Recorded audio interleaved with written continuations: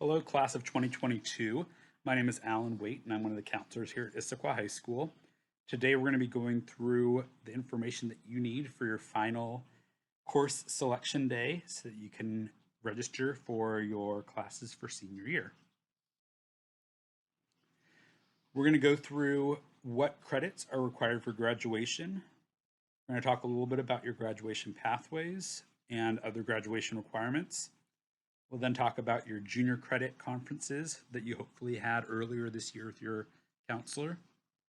We're going to talk about some additional programs that are available and then actually what to do to make your plan for senior year.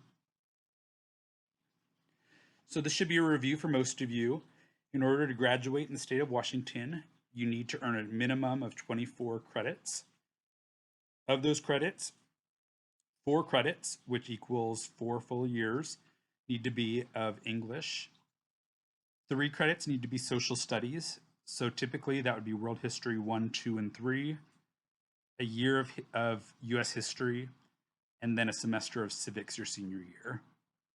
Math, you actually only need 3 years of math to graduate. Typically that would be Algebra 1, Geometry, and Algebra 2. However, a lot of seniors want to take a 4th year in order to get into the college of their choice. Similar, science only requires 3 years. 2 of those need to be a lab science. So that could be biology plus chem and phys lab methods, or chemistry or physics. And then 1 more science class on top of that. So again, you don't have to necessarily take a 4th year of science. However, some colleges do require that for entrance. You're going to take a year of CTE. So that's 2 semesters worth, a year and a half or 3 semesters of PE, a semester of health, a year or 2 semesters of art, and then 2 years of a world language, which is what most colleges require. Or if you are not on the college pathway and you want to do a different personal pathway, then there are options like taking additional CTE or additional art credits, which you can talk to your counselor about. On top of that, then the 5 additional to make up that 24 credits are elective credits, and elective credits are just credits that you earn that don't count for one of those other requirements. So, for example, if you did take a 4th year of math or science, that year would be an elective class. Some other graduation requirements are your graduation pathway. This presentation is also available for download, so you can actually click through these different links. But the graduation pathway is a state-required graduation requirement that can be met by different means.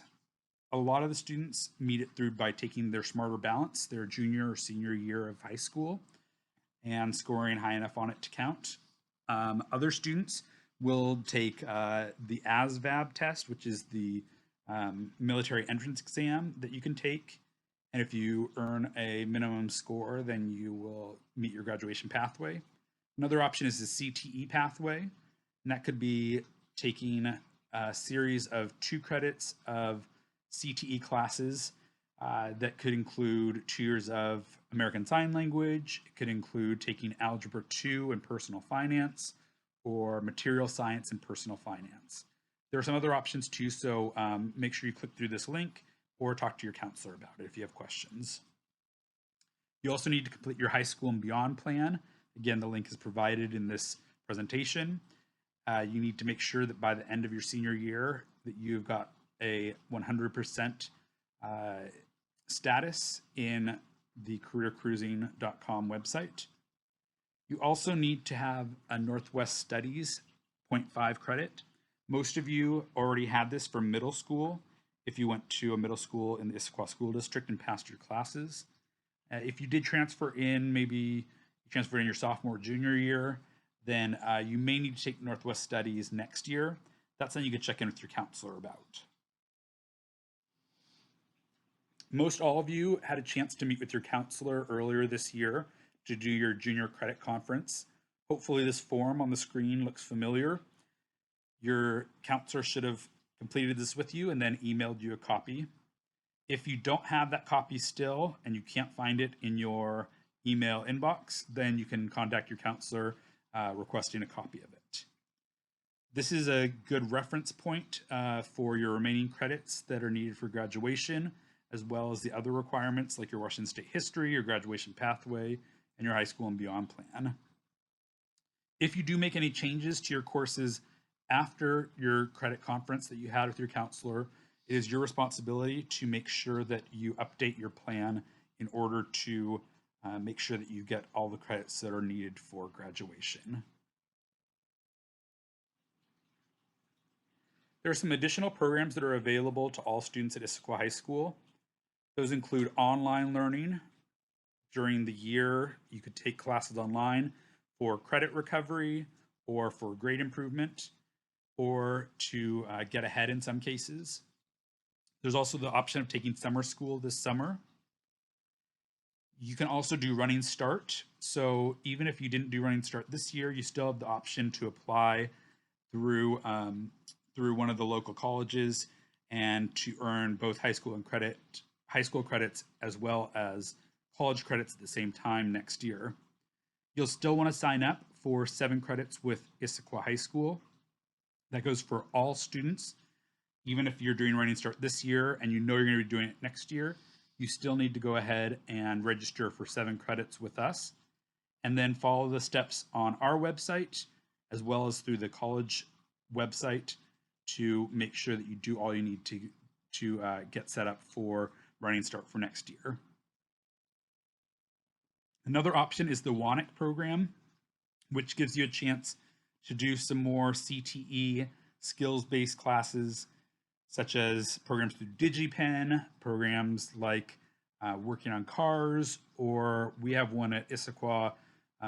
Our sports medicine program is actually part of WANIC as well, and it gives you exposure to different types of careers that you might want to try out. So that's another option for students if you're interested. Check out the website or talk to your counselor. All right, so now it's time to start thinking about making your plan for senior year classes. A reminder that Issaquah offers course registration based on informed self-select, which means that you get to decide which classes to take, and there are no prerequisites, only recommendations for which classes to take. What this means is that there are some classes that you're encouraged to have taken a previous class. For example, before taking calculus, it is encouraged that you take pre-calculus. However, those are recommendations, and if you think that you will be successful in a class, you can choose to do it without taking the recommended classes ahead of time.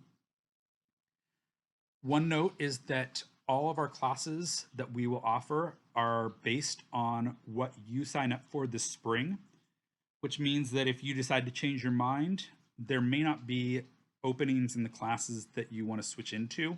So be thoughtful when you're making your course selection this spring. Also note to make sure that you're thinking through the right challenges for yourself. Make this based on your learning recommendations in the course guide by talking to your teachers, especially in your sciences and in your math classes. And also balancing your rigor of classes, number of AP classes, for example, with your outside of academic responsibilities, such as work or taking care of family. So next we're going to go through a subject by subject walkthrough. It may be beneficial for you to have a piece of paper and a pencil to take some notes and jot down some ideas of what you want to take. So next we're going to go over the various options of classes that you have for senior year. First, within English, there are various full year classes. A reminder from the earlier slide, every senior does need to take a full year of English. So that can be done by taking AP English Lit and Composition or Contemporary Lit and Composition. Another option is Journalism 1, 2, or 3, or Fantasy and Science Fiction Analysis. A reminder, though, that some colleges prefer to see, for example, AP English Lit or Contemporary Lit as your senior year English, and may not accept journalism as a English class for senior year. So even though we accept it for graduation requirements, your college may prefer that you take a different class. Another option is you could take 2 semester-long English classes. For example, you could do lit and creative writing and public speaking, and those 2 semester-long classes would count as your 1.0 credit needed. You can also take one of these semester-long classes in electives. So let's say you do AP literature, and you could also do semester-long public speaking, for example, and use that as elective credit. Social studies, for senior year, you're only required to do 1 semester of social studies, and that's civics. Some students, though, choose to do advanced placement, US government, which is a 1-year, 1 credit class. In that case, the first semester goes towards civics and second semester credit goes towards an elective.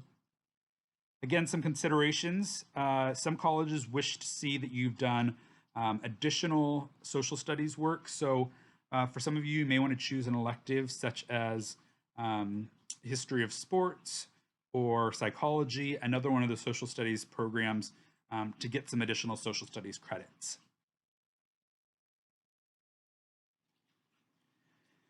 For math, like I said earlier, you are required to have 3 full years, 3 credits of math. Typically, that includes Algebra 1, Geometry, and Algebra 2. A lot of seniors will choose to take a 4th year of math, however, because of their interest in the subject and or their requirements that their college has for admissions. Some considerations to think about are what your current math teacher recommends for you. Maybe they recommend that you move on to pre-calc or calculus, or maybe they think that personal finance might be a better fit for you. Have a conversation with your math teacher to explore these options.